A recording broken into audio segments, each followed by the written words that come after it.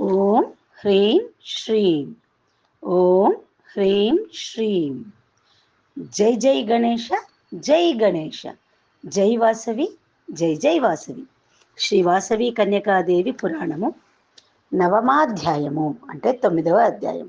సాలంకాయన మహర్షిచే సదాచార మహిమను కూర్చి వినిన మణిగుప్తాదులు, ఓ గురువర్య, ఏ విధమైన ఆచారము వలన దేవి సంతృష్టి చెంది తన్ను సేవించి పరమ భక్తులను బ్రోచునో, ఏ సదాచార మహిమను గూర్చి తమరు చెప్పితిరో అట్టి సదాచారమును గూర్చి సవిరముగా వినదలుచు ఉన్నాము. మరియు ఏ గాయత్రీ మంత్ర మహిమ వర్ణనాతీతమని తమరు తెలిపితిరో అట్టి గాయత్రీ మంత్రమును గురించి విషిదముగా మాకు తెలియజేసి మమ్ములను ధన్యులను గావింపబడని ప్రార్థించిరి. మణిగుప్తాదుల ప్రార్థనను మన్నించి సాలంకాయన మహర్షి ఈ విధముగా చెప్పసాగెను. సదాచార విధి యొక్క వివరణము. ఓ వైశ్యోత్తములారా, మీ ధర్మ జిజ్ఞాసను గురించి మిక్కిలి సంతసించి తిని. పూర్వము నారదునకు శ్రీమన్నారాయణుడను, సౌనకాదులకు సూతమౌనియు చెప్పిన సదాచార విధి విశేషములను మీకిప్పుడు నేను వివరించదును. దీనిని గురించి బ్రహ్మాండ పురాణమున వ్యాసముని చేత మిక్కిలి విములముగా చెప్పబడినది. నేనా విషయములను అత్యంత సంక్షిప్తముగా అంటే తక్కువగా తెలియచేసేదను. శ్రద్ధాలుడై వినుడు. సదాచారము లౌకికము, శాస్త్రీయము అను 2 విధములుగా ఉండును. అంటే లౌకికము, శాస్త్రీయము. తన మేలు కోరు నరుడు ఈ రెండింటినీ ఆచరించవలేను. అంటే తనకు తాను మంచి చేసుకోవాలని వారు ఈ రెండింటినీ తప్పకుండా, లౌకికాన్ని శాస్త్రీయాన్ని కూడా ఆచరించవలేను. ధీమంతులు గ్రామధర్మము, వర్ణధర్మము, సమాజ ధర్మము, దేశధర్మము అని వాటిని ఆచరింపవలేను. వేదోక్తమైన దేశధర్మమని తెలియజేయవలను. ద్విజుడైన వాడు వేకుమజామునే మేల్కొని ప్రతి నిత్యము జరపవలసిన అవశ్య కర్తవ్యములను మహర్షులు చెప్పిన చొప్పున మీకు తెలియజెప్పుచున్నాను. నరుడు ప్రాతకాలమున మేల్కొనవలను. ఆ వెంటనే మంగళకరమైన ఒక వస్తువును ధరించవలను.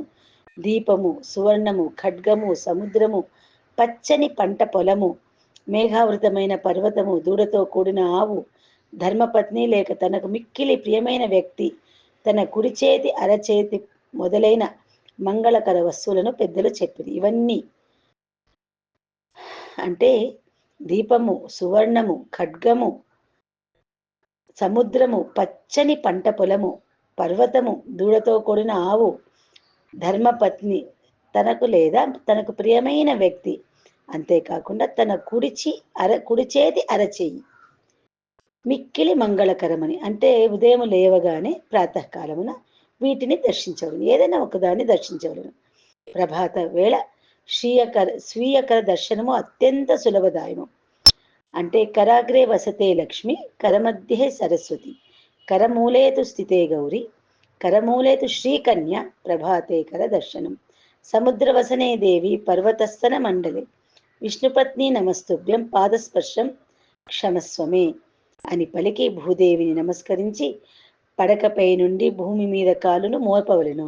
అనంతరము దేశకాల పాత్రాదుల నెరిగి శౌచక్రియను నిర్వర్తించవలను. ఆ పైన ఆచమరించి ముఖ ప్రక్షాళన చేసుకొనవలను. తర్వాత దేహశుద్ధి కొరకు స్నానమును చేయవలను. స్నానము చేయనప్పుడు గంగేచ యమునే చైవ గోదావరి సరస్వతి నర్మదే సింధు కావేరి జలేస్మిన్ సన్నిధం కురు అని పలికి సమస్త పుణ్య నదీ జలములను తాను స్నానము చేయు జలములందు వసింపుడని ప్రార్థించవలను. స్నానము వలన శరీర శుద్ధియేగాక మన మలిన కర్మల పాపములు తొలగించబోగలవు. స్నానానంతరము శుద్ధ వస్త్రములను ధరింపచేసి దేవఋషి పితృప్రీతిగా అర్ఘ్య ప్రదానములను ఆచరించవలను. ఋషి అంటే గురువులకు, పితృలకు. అటుపై యథావిధిగా విభూది, కుంకుమ, తిలకాదులను, రుద్ర క్షమాదులను ధరించవలను. రుద్రాక్ష మాలాదులను ధరించవలను. రుద్రాక్షలు రుద్రుని నేత్రముల నుండి ప్రభవించినవని పెద్దలందరూ. రుద్రాక్ష ధారణము శివజ్ఞానమునకు పరమ సాధనము. అన్ని వర్ణాశ్రముల వారును రుద్రాక్షలను ధరించవచ్చును.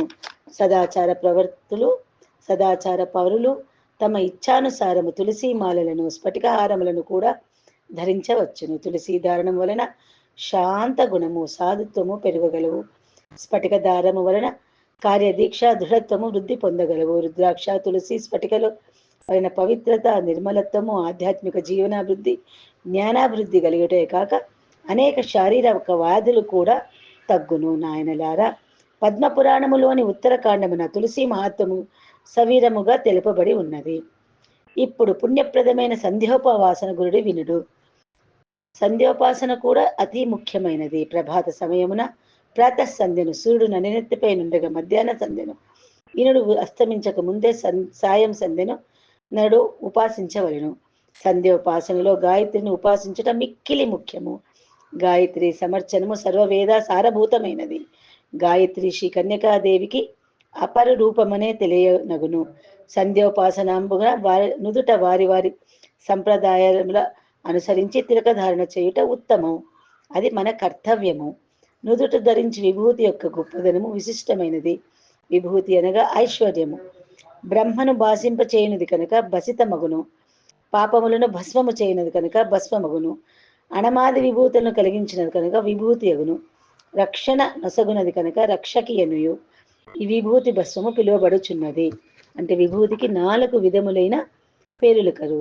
భసితమనియు, భస్మమనియు, విభూతి అనియు, రక్షకి అనియు. నుదుట ఊర్ధ్వపుండ్రము ధరించువారు వెలుగుతున్న దీప శిఖవలే, వెదురాకు వలె, తుమ్మి మొగ్గల వలె, త్రిశూలము వలె గుండ్రముగా గాని చతురస్రముగా గాని వారి వారి సాంప్రదాయములు బట్టి వీన్ని ధరింతురు. అటుగాక నుదుట కుంకుమ తిలకదానం చేయువారు 2 కనుల మధ్య చివరల వరకు విభూతిని ధరించి త్రికూటము లేక అమృత ప్రదేశం అనుబడు భ్రగుటి మధ్యమున చందనముతో కూడిన కుంకుమను చంద్రబింబాకృతితో తిలకముగా ధరించవలను. శ్రీదేవి అయిన పరాంబిక ఇట్టి తిలకధారణము చేయువారి యోగక్షేమములను వహించి వారికి కైవములను ప్రసాదించుననియు. లలాటమున కుంకుమను ధరించుట శ్రీ కన్యకాదేవికి ప్రీతికరమనియు పెద్దలు విశుధపరచిది. త్రిపుండ ఊర్ధ్వపుండ కుంకుమ తిలకాదులను వారి వారి సంప్రదాయములను అనుసరించి సదాచారులు ధరించనుందురు. ఈ విధముగా బొట్టులను పెట్టుకొనుట శిరోవ్రతమును యుందురు. అధర్వ శీర్షోపనిషత్తునందు ఈ శిరోవ్రతమును గూర్చి విపులముగా చెప్పబడినది. శిరోవ్రతము యతులకు జ్ఞానమును, వానప్రస్థులకు వైరాగ్యమును, గృహస్థులకు ధర్మ మార్గమును, బ్రహ్మచారులకు స్వాధ్యాయమును ప్రసాదించును. దేవతలు కూడా రక్షణకు, భద్రతకు, పవిత్రకు తిలకధారణ చేయుదురని శాస్త్రములు తెలియజేసినవి. ఇట్లు తిలకధారణ చేసిన తరువాత ఒక పవిత్ర స్థలములో సుఖాసీనముపై కూర్చొని ఉత్తమమైన ఆచమన క్రియతో సంధ్యావందమును ఉపక్రమించవలయును. ఆచమన క్రియ వైదికము, శ్రౌతము, శుద్ధము, పౌరాణికము, స్మార్తము, తాంత్రికమును 6 విధములుగా చేయబడును. తమ తమ సంప్రదాయ సందర్భములను అనుసరించి ఆచమను ఆచరించవలను. అటుపై ఓంకారమును తన హృదయమునందు స్మరించుచు, త్రిపాద గాయత్రిని జపించుచు, ప్రాణాయామ ఆచరించవలేను. పూరక, కుంభక, రేచకములను క్రియతో కూడియుండు ప్రాణాయామ ప్రక్రియను గురువు నుండి తెలుసుకుని అభ్యసించి ఆచరించవలను. ప్రాణాయామము ప్రణవాత్మకము. పరమాత్మ ప్రణవ స్వరూపుడు కనుక ప్రాణాయామ పరమాత్మ స్వరూపమే యగునని పెద్దలు చెప్పుదురు. ఇది ప్రాణశక్తిని వృద్ధిపరచును. అటుపై గురు బ్రహ్మ, గురు విష్ణు, గురుదేవో మహేశ్వర, గురు సాక్షాత్ పరబ్రహ్మ, తస్మై శ్రీ గురవే నమః అను గురు మంత్రముతో గురువును ధ్యానము గావించవలను. తదుపరి కాల సంకీర్తన రూపమైన సంకల్పమును చెప్పుకొని మార్జనము ఆచరించి జలప్రాసనముగా గావించవలను. లోపలి దోషములను, పాపములను హరింపచేయుటకై పునః సమారించవలను. అనంతరము బొటను, చూపుడు వేళ్లు మడిచి నీటిని గాయత్రితో అభిమంత్రించి సూర్యదేవునికి 3 మార్లు అర్ఘమియ్యవలను. తదుపరి అసావాదిత్యో బ్రహ్మ, అసావాదిత్యో బ్రహ్మ, అసావాదిత్యో బ్రహ్మ అని జలమును ప్రదక్షించవలను. మధ్యాహ్నమందున ఒకే మారు అర్ఘమియ్యవలను. త్రిసంధ్యల యందు 3 మార్లు అర్ఘమియ్యవలను. గాయత్రీదేవి ఆవాహన చేసి హృదయంలో ధ్యానించి పిదప యథాశక్తి మంత్రజపము చేయవలను. అంగకర విన్యాసములు చేసినను చేయకున్నను కృపణత్వము లేని మంచి మనస్సును సచ్చిదానంద స్వరూపిణి అయిన గాయత్రీదేవిని ధ్యానించి జపించువారు అనంత ఫలమును పొందుదురు. ఓం భూర్భువస్సువః తస్సవితుర్వరేణ్యం భర్గో దేవస్య ధీమహి ధియో యో నః ప్రచోదయాత్ అను ఈ మంత్రము గాయత్రి మంత్రము. ఇది ఉపనయన కాలమున గురువుల చేత ఉపదేశించుట వలన గురు మంత్రమనియు బ్రహ్మోపదేశమనియు పలుకబడుచున్నది. ఇదే త్రిపాద గాయత్రి అంటే బ్రహ్మ గాయత్రి. ఇదే జపగాయత్రిగా ప్రసిద్ధి చెందినది. త్రిపాద గాయత్రి, బ్రహ్మ గాయత్రి, జపగాయత్రి. దీనిని కర్మ గాయత్రి, ప్రకట గాయత్రి అని కూడా అందరు. దీనిలో సమస్త యోగ రహస్యములు, వేదాంత రహస్యములు ఇమిడి ఉన్నవి. మానవుడు తురీయాశ్రమంలో ప్రవేశించినప్పుడు ఈ గాయత్రి మంత్రం యొక్క 4వ పాదము కలిపి జపించవలసి ఉండును. ఆ చతుష్పాద గాయత్రికి పూర్ణ గాయత్రి అని తెలియనగును. దీనిని సన్యాసులు మాత్రమే జపించుటకు అర్హులు. దీనినే గుప్త గాయత్రి అని కూడా అందరు. ఈ గుప్త గాయత్రి వివరణము పంచదశి వరివస్య రహస్యములో ఉన్నది. గాయత్రి మంత్ర జపము ఇహపర సౌఖ్యదాయకము. గాయత్రియే ఆది కన్య అయిన యోగమాన స్వరూపిణి. ఈ శక్తియే కలియుగమున సత్యాహింసలతో, శాంతి త్యాగ కారుణ్యములతో వినూత విధానముల లోకములో ధర్మ ప్రతిష్టాపన చేయుటకై శ్రీ కుసుమ శ్రేష్ఠి ఇంట శ్రీ వాసవి కన్య నామముతో అవతరించినది. ఆదిశక్తే చ విద్మహే వాసవీ దేవి ధీమహి తన్నో కన్యా ప్రచోదయాత్ అను శ్రీ వాసవి గాయత్రి మంత్రమును జపించి వారికి కూడా పైన నుడివిన సమస్త ఫలములు లభించగలవు. సంధ్యావందన ముందు గాయత్రి జపమును ఆచరించిన తదుపరి గాయత్రి తర్పణం ఆచరించవలేను. పిదప భూమికి నమస్కారము చేయవలను. ద్విజులు తమ గోత్ర ఋషినామములు గల ప్రవర చెప్పిన నమస్కరించవలను. ఈ విధముగా ప్రాతకాలమందలి సంధ్యావందనము విధించబడినది. సంధ్యావందనము ముగిసిన పిమ్మట అగ్నికార్యం ఆచరించవలను. అటు పిమ్మట సావధాన చిత్తముతో పంచాయత్తన పూజ సలుపవలేను. మధ్యన శ్రీ కన్యకా పరమేశ్వరిని, ఈశాన్యమున విష్ణువును, ఆగ్నేయనమున శివును, నైరుతిలో గణపతిని, వాయువున్న సూర్యుని వించి అర్చించవలేను. ఓ వత్సలారా, ఉదయకాలమునందే మధ్యాహ్న కాలమునందు కూడా విద్యుత్తముగా సంధ్యావందనము మాత్రము చేయవలను. గృహస్థులకు బ్రహ్మయజ్ఞము, దేవయజ్ఞము, పితృయజ్ఞము, మనుష్య యజ్ఞము అంటే అతిథి యజ్ఞము, భూతయజ్ఞము అను పంచయజ్ఞములు విధింపబడి ఉన్నవి. బ్రహ్మనిష్ట, బ్రహ్మోపాసన, బ్రహ్మతత్వ విచారణ, ప్రణవ ధ్యానము, ఉపనిషత్ పారాయణ, గీతాపారాయణ మున్నగినవి బ్రహ్మయజ్ఞం అనబడను.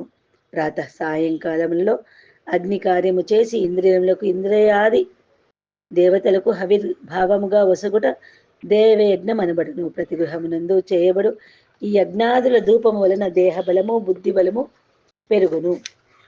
వాతావరణ కాలుష్యము అంతరించును. అమృతో సమానమైన జలముతో సకాల వర్షములు కురియును. వాయువు పరిశుద్ధమై జీవులకు ఆరోగ్యము కలుగును. దైవ కృప కలుగును. ఇట్లు సమస్త శ్రేయములు ప్రాప్తించును. మనకు దేహ జన్మమును ప్రసాదించు తల్లిదండ్రులకు జ్ఞాన జన్మమును ప్రసాదించుట గురువు మరియు పితృ సమానులైన తదితర పెద్దలను సేవించుట, పోషించుట అనునవి పితృయజ్ఞముల అనబడును. అంటే పితృయజ్ఞములంటే మనకు జన్మనిచ్చిన తల్లిదండ్రులకే కాక గురువునకు, అలాగే పితృ సమానులైన పెద్దలను కూడా సేవించుట, పోషించుట. తన ఇండ్లకు వచ్చు లోకోపకార పారాయణులకు, పెద్దలకు, విద్వాంసులకు, స్వాములకు, మిత్రులకు మొదలకు సజ్జనులకు ఆతిథ్యమిచ్చుట, సత్కరించుట అతిథి యజ్ఞం అనబడును. అది పితృయజ్ఞము, ఇది అతిథి యజ్ఞము.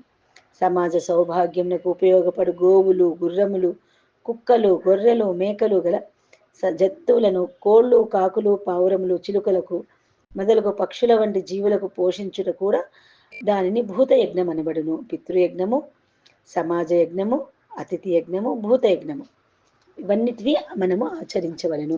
ప్రతిదినము గృహస్థులు చేయు పనిపాటల వలన క్రిమికీటములు చచ్చుచుండును. ఇట్టి చర్యల వలన ప్రాప్తించు పాపములు వారు నశింప చేయుకొనవలను. కూరలు, దుంపలు, పత్రములు, ఫలములు మొదలైన పదార్థములను అగ్నిలో వేల్చి దేవతలకు సమర్పించిన తరువాతనే భుజింపవలెను.